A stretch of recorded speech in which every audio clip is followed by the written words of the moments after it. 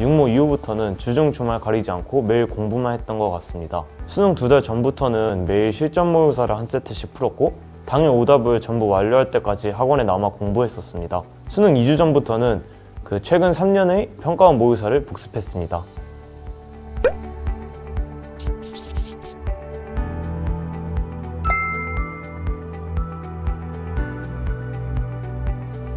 안녕하세요. 러셀 분당에서 작년 9월부터 공부해서 연세대학교 의예과에 정시 일반 전형으로 합격한 이영익입니다.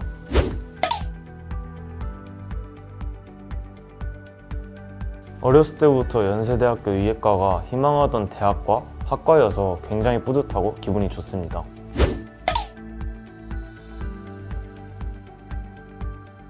집 주변에 있는 학원 중에서 자습 시간을 충분히 확보할 수 있으면서도 저를 충분히 관리해줄 수 있는 학원을 찾다가 러셀을 선택하게 되었습니다.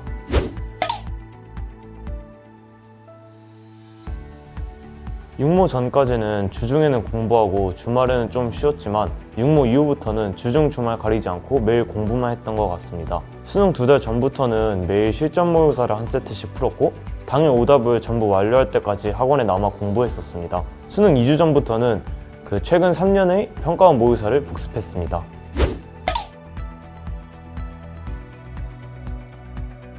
저는 국어 과목에서는 언어와 맥체를 선택하였는데요. 메가 대성 더 프리미엄 모의고사를 한 달에 한 번씩 학원 전체에서 점검식으로 공부하는 데 사용하여 시간 관리 능력을 키웠습니다. 수학에서는 미적분을 선택했습니다.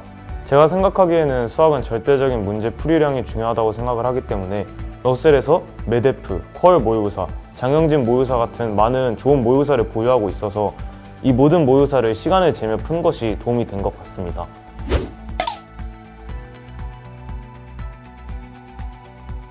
교육청 모의고사는 퀄리티가 조금 떨어지는 것 같아서 거의 공부에 활용을 하지 않았고 육모, 구모 등의 평가원 모의고사들은 한 5번 정도 다시 풀어본 것 같습니다.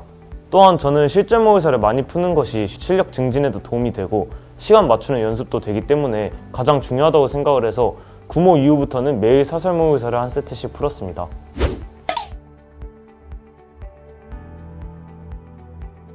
수능을 준비하면서 항상 제게 가장 취약했던 과목은 국어였습니다.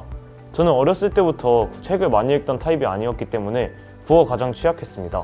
푸는데 항상 80분이라는 시간은 부족했고 비문학 지문의 주제나 중요한 부분, 문학작품에서는 작가가 말하고자 하는 점이나 등장인물의 감정 등을 찾는 데 어려움을 겪었기 때문에 많이 힘들어했습니다. 심지어 유명하신 일타 강사분들의 인강을 들으며 그들의 풀이 방법을 따라해도 저와는 맞지 않아서 국어 점수가 오르지 않았습니다.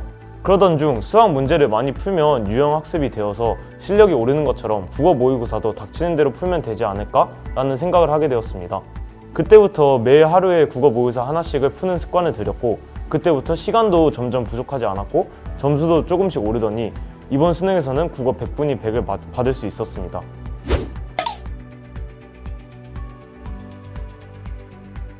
러셀 바른공부 자습 전형관의 가장 좋았던 점은 표준 시간표였습니다.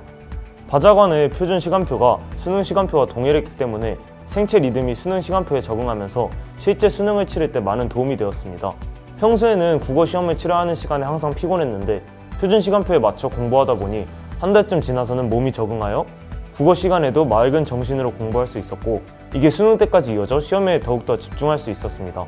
이외에도 점심 저녁 시간이 끝난 후에 5분간 방송을 통해서 스트레칭을 하는 시간이 있는데 밥을 먹고 나른한 시간에 몸을 풀면서 잠에서 깨서 공부에 더 집중할 수 있었던 것 같습니다.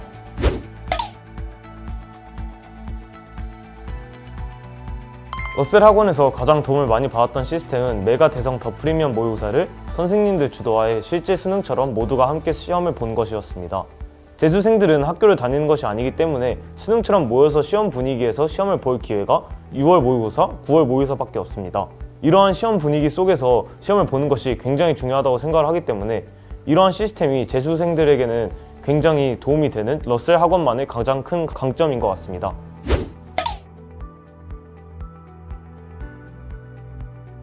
담임 선생님들이 생활하는 담임 부스가 바자관 앞에 배치되어 있어서 오가면서 담임 선생님을 자주 뵐 수 있었습니다. 라종윤 담임 선생님은 마주치면 위로도 많이 해주시고 응원도 해주셔서 항상 힘이 되는 존재였습니다. 그리고 힘들어 보이면 먼저 상담하자 해주시고 조언도 많이 해주셔서 수험 생활을 잘 끝마칠 수 있게 도와주신 엄청 고마운 존재입니다.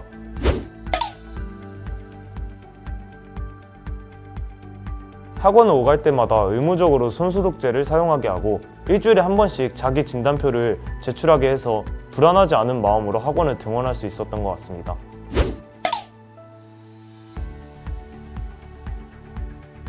(6월) 모의고사를 망한 편도 아니었는데 이상하게 육모가 끝난 후에 슬럼프가 찾아왔었습니다. 다른 과목들도 계속 실수를 반복하는 것은 물론이고 수학은 킬러를 풀어내는데 계속해서 실패했고 국어는 거의 항상 마킹할 시간조차 부족해졌습니다. 이때 슬럼프가 왜 왔는지 곰곰이 생각해보니까 목표를 너무 높게 잡았던 것 같아 목표를 낮추고 편하게 마음을 먹었습니다. 그러다 보니 시험을 볼 때의 긴장감, 조급함 등이 줄어들기 시작했고 성적이 조금씩 오르기 시작했습니다. 모두가 목표는 높게 잡는 거라 하지만 그 목표가 자신에게 심한 부담감을 안겨준다면 목표를 낮춰보는 것도 좋다고 저는 생각을 합니다.